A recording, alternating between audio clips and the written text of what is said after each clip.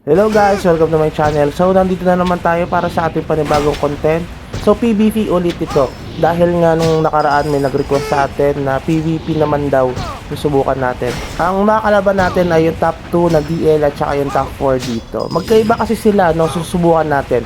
Dahil yung top 2 na DL, syempre ka-level ko ito, medyo mas mataas sa level lang ng konti sa atin. Tapos yung level ng DL ay medyo mas mababa sa atin. Ano ba mas maganda? Yung mataas yung level o yung maganda yung set? Kasi mas maganda yung set ng top 4 na DL namin. Pero malakas siya eh. So tayo naman ay top 2 na wizard dito. But then yung overall ng rank natin, mas mataas yung battle points natin dito sa dalawang DL na to. Kasi rank 10 ata tayo dito. Pero hindi naman nagkakalayo. Kung mapapansin nyo itong DL na top 4 namin, perfect yung set niya, no? Perfect option yung kanyang set. Tapos naka third wing na rin siya. Maganda yung kanyang wing.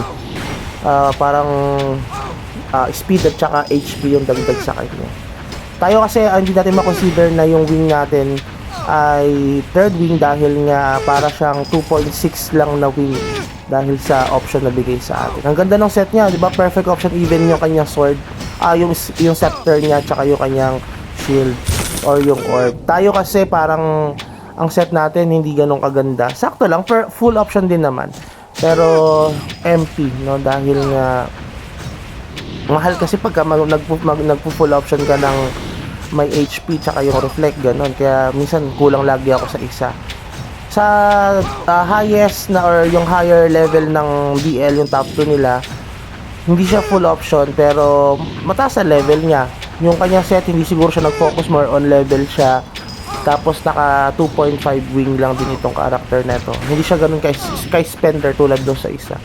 So tayo, ang set natin full option din naman, but then ang ating isang option ay MP, no? Max power na tawag nila.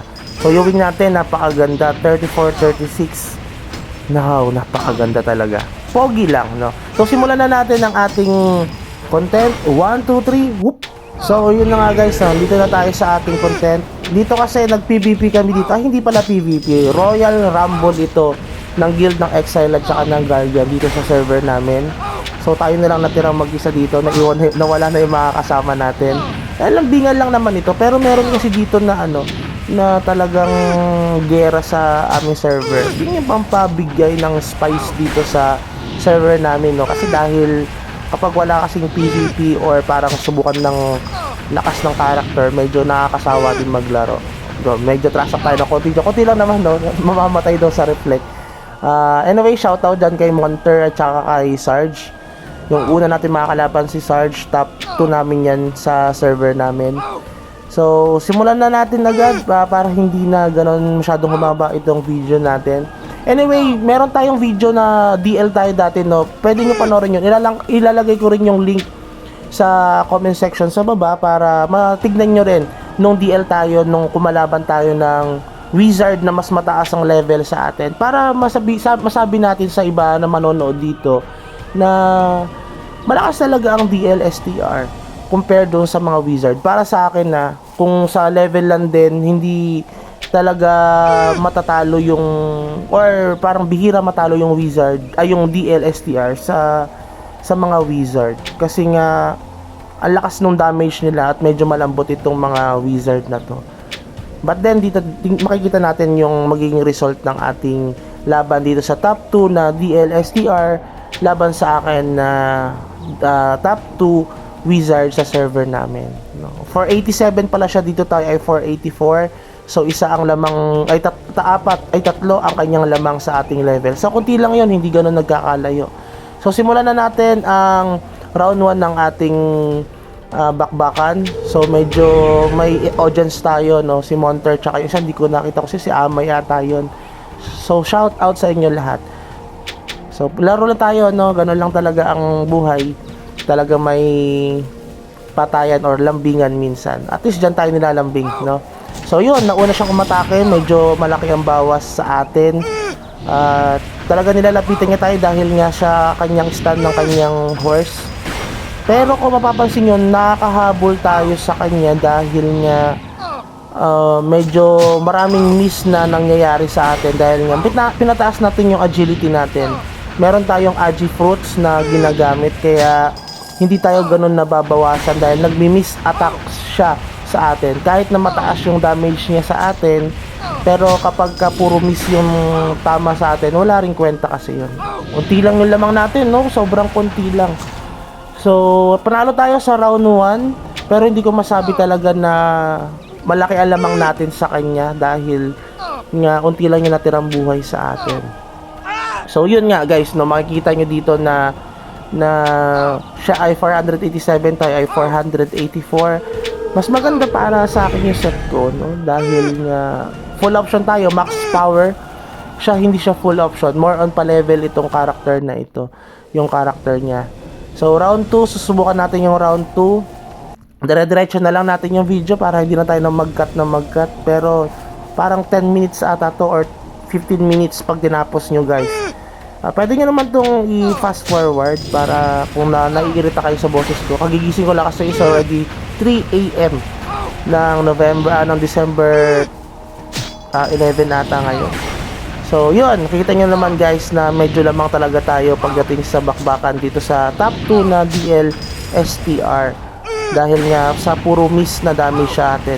Yun kasi ang mag-focus kayo guys, kung kayo ay wizard, para sa akin na hindi nyo kailangan talaga ng magandang set para makapag-farm at saka para makapag-PVP. Okay kung makapag-PVP kayo na maganda yung set nyo, pero para sa akin, kung gusto nyo lang din, okay yung DSR at saka DD na option, yung reduct at saka yung defense success rate. Makakapag-farm na kayo kasi nga dahil sa miss at saka yung bababang damage na binibigay sa inyo ng mga mobs dito. Kaya nagustuhan ko yung mga wizard dahil hindi ko kailangan gumastos sa set.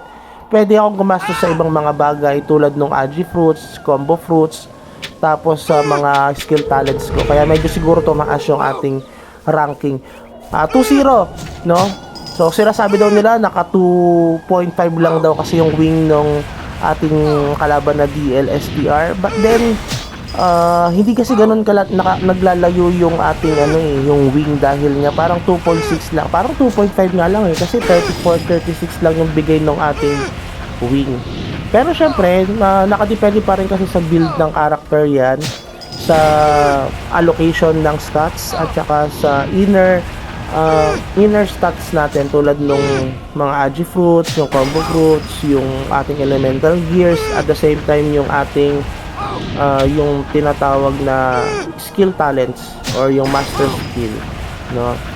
So kung makikita nyo dito 3-0 ang kalaban natin, mas mataas yung kanyang level compare sa atin guys. Naghahanap talaga tayo ng mas mataas na level para sa PvP, para hindi nyo naman sabihin disadvantage yung kalaban natin, no? At saka para masukat natin kung malakas na talaga ang ating character. So susubukan natin naman yung top 4 na DLSTR. Mapapansin nyo dito, dumating na siya, naka third wing. Ang ganda ng kanyang wing, diba? Wow! Pero para sa akin, mas cute pa rin yung wing ng wizard. Kaya tayo nagpalit ng wizard dahil sa wing na yan. Dati tayong DLSTR guys. Meron tayong video dyan, pwede nyo panoorin. So, subukan natin, ikakat natin yung video, ipapasok natin itong laban sa DLSTR na top 4 ng server namin. Okay, 1, 2, 3, cut!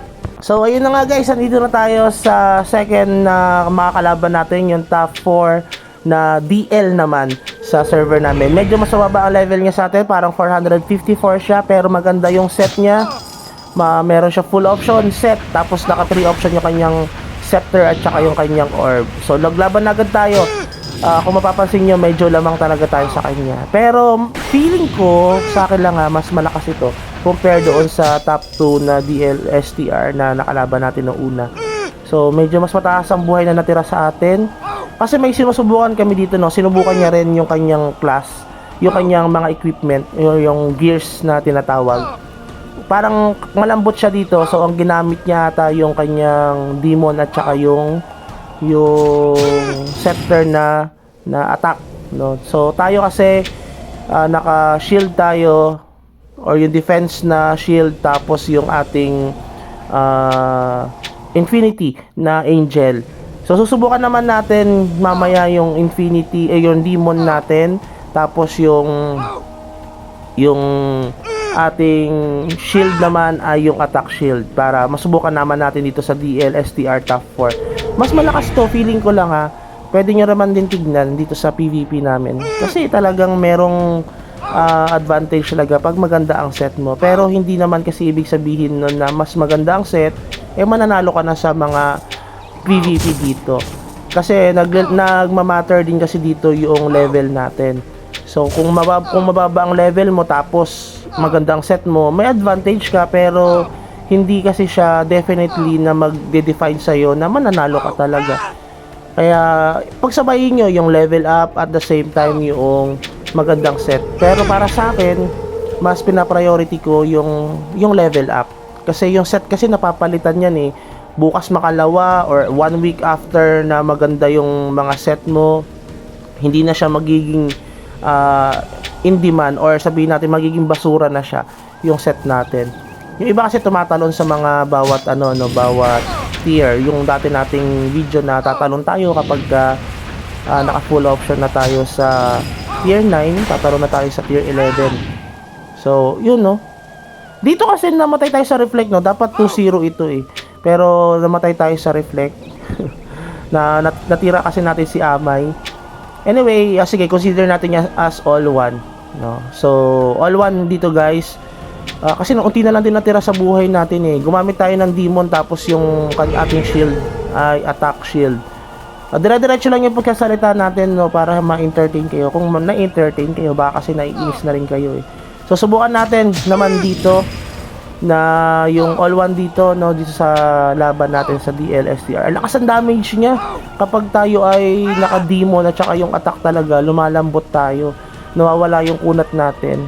Kaya mas maganda para sa akin nakikipag PvP ako dito gamit yung Infinite Angel tapos naka-shield kasi mataas yung ating combo yung damage ng combo natin. So the more na mas tumatagal yung laban at ang bilis ng attack speed natin dahil naka-algae fruits tayo, so medyo mas lumalamang tayo sa bakbakan. Pero hindi ko ginagawa yon sa DK, sa Dark Knight, dahil nga mas importanteng mapatay natin agad yung Dark Knight kasi kapag pumuputok yung combo sa kanila, ang lakas, ang sakit talaga. Pero eto, susubukan natin yung content wala kasi tayong makatapat na DK na malakas-lakas Meron kasi dito sobrang lakas naman si Rigor. Napakalakas, top 1 namin yun sa Dark Knight. Tapos siya ay top 3 ata or top 2 sa overall sa atin. Tayo ay kasi rank 10 lang. Rank 10 lang. So dito subukan natin yung round 3. All 1 ang score. So subukan natin laban sa ating DLSTR. Bumalik na tayo sa Infinite Angel at saka yung ating shield. Binalik natin sa defense kasi feeling ko hindi ko kakayanin yung kanyang damage kasi siya ay nagpalit ng damage na scepter at saka yung kanyang shield wala namang defense ang scepter so yun, medyo lumambot siya dito guys. Kita nyo guys, diba, dahil siya ay gumamit ng Infinity Demon tapos pa siya yung attack na shield or yung orb, medyo lumambot siya. Kayang-kaya natin siyang mapatay agad.